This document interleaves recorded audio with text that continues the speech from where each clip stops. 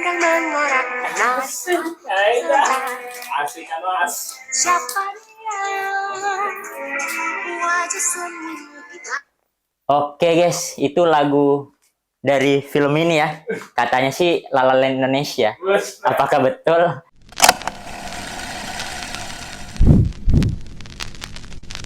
Selamat datang di Kalang Review. Bersama gue, Fanmu. Kita akan bahas film yang di belakang ini. Dunia penuh fantasi. Namaku layar hidupku. Film apa, ada yang tahu? Film Siapa Dia, alias musik video Siapa Dia. Maaf Mas Garin, lupa lu, salah. Film garapan Garin Nugroho ini menceritakan tentang layar. Dia ini sutradara film Indonesia yang baru ngerilis film pertamanya dan langsung box office, teman-teman. Tapi bukannya dia malah sombong, kayak, gila gua sutradara terbaik bro saat ini. Justru dia malah kayak membeku katanya. Hidupku membeku sejak film pertamaku keluar dan meledak. Kayak, aku kayak nggak ada gairahnya lagi lah gitu. Dan dia ini pengen memutuskan kayak pengen membuat film yang beda dari film sebelumnya. Dan akhirnya dia pun ke kampung halamannya untuk membuat film tersebut. Bayangin film kayak mana yang dia pengen. Film musikal bos. Film musikal tanpa naskah lagi. Anjing.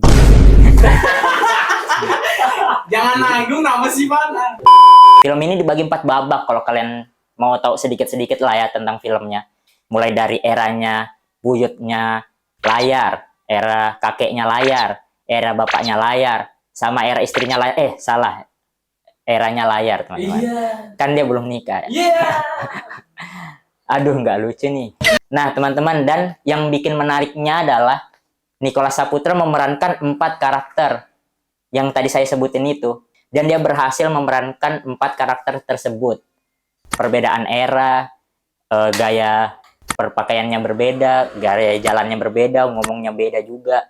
Mulai dari zaman buyutnya yang terkesan masih formal bahasanya, tegap kalau jalan, dan masih ada kayak budaya patriarkinya gitu. Kayak dia terus kayak di era kakeknya tuh kan era revolusi ya, tembak-tembakan. Nah dia tuh juga bagus tuh, kayak pejuang banget lah. Terus yang ketiga itu era bapaknya layar. Nah di era bapaknya layar ini kayak diceritain itu cewek-cewek itu kayak lebih mendominasi dari perempuan. Dari cowok maksudnya. Kok perempuan mendominasi dari cewek kan, aneh-aneh. Maaf guys, grogi baru pertama kali ini.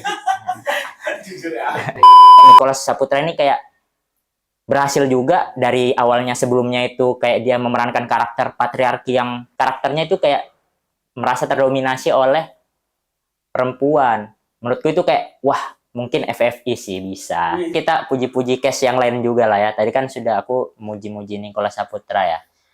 Cast-cast lain itu juga keren lah actingnya, out of the box. Kayak mereka acting sambil nyanyi. Double job guys.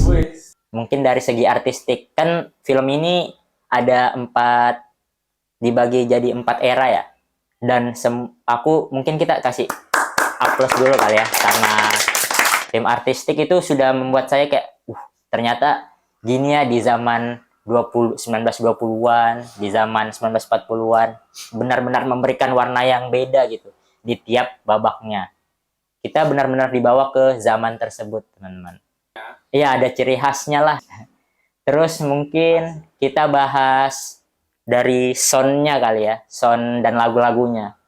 Mungkin kalau nggak ada lagu-lagunya ini, kalau misalnya film ini ya, tanpa film musikal, kayak film biasa aja gitu, mungkin tidur saya bos nontonnya. Soalnya yang bikin saya tetap terjaga melek ini kayak lagu-lagunya bos. Untuk lagu-lagunya ya, ini kan film musikal ya, udah pasti lagu-lagunya catchy abis. Kayak wajah sembunyi di balik payung fantasi. Hey hey, siapa dia? Mungkin kita nggak cuma lagu-lagu baru, lagu-lagu lama itu juga dihadirkan, teman-teman. Sukanya berlagu mambo cha-cha. Balik lagi tadi kan 4 babak. dan 4 babaknya itu mempunyai era-eranya masing-masing. Dan tiap era itu disajikan dengan lagu-lagu yang di era tersebut. Jadi kayak nostalgianya berasa banget gitu. Kayak berasa pernah hidup di zaman itulah pokoknya. Oh ya, film ini kan kayak dikasih embel-embel gitu di promosinya. Kayak surat cinta untuk perfilman Indonesia lah. Kayak aku ngerasa enggak deh. Kayaknya bukan surat cinta untuk perfilman Indonesia sih. Buat siapa tuh? Buat siapa? Surat cinta buat 9 aktris cakep di Indonesia. Bos. Sumpah teman-teman, isinya cuma kayak Nicholas Saputra ketemu cewek. Habis itu ketemu cewek lagi yang lainnya. Nggak lama ketemu lagi cewek. Cewek-cewek terus sampai 9 cewek. Nicholas Saputra embat semua. Hampir nyetarain Rasulullah. Berapa? 13 cewek ya? 13 istri. Sumpah teman-teman. Semenjak nonton film Siapa Dia, cita-cita saya jadi Nicholas Saputra. Cocok mas, bukan mas, cocok. Sumpah mirip kan teman-teman. Sayang sih film yang katanya surat cinta untuk sinema Indonesia ini, aku rasa kayak bukan film, melainkan kayak ya kondak musik video, ya cuma kayak video edukasi panjang yang tayang di bioskop aja gitu tentang sejarah perfilman Indonesia. Soalnya kayak cerita dari babak ke babaknya tuh kayak nggak nyambung satu sama lain, kayak maksa aja. Intinya ya si babak satu ini kayak nyeritain kemunculan sinema di Indonesia lah, babak kedua kayak gini lah, babak ketiga kemunduran sinema Indonesia lah, gitu. Kayak nggak ada benang penghubungnya satu sama lain gitu. Kayak nonton ya udah satu babak sendiri selesai di situ. Babak kedua cerita sendiri lagi selesai di situ. Kayak nggak ada benang merah yang nyambungin semua babak itu jadi satu gitu. Terakhir kali ya guys ya, untuk visual sinematografinya. Menurut saya sinematografinya ini kurang membekas lah.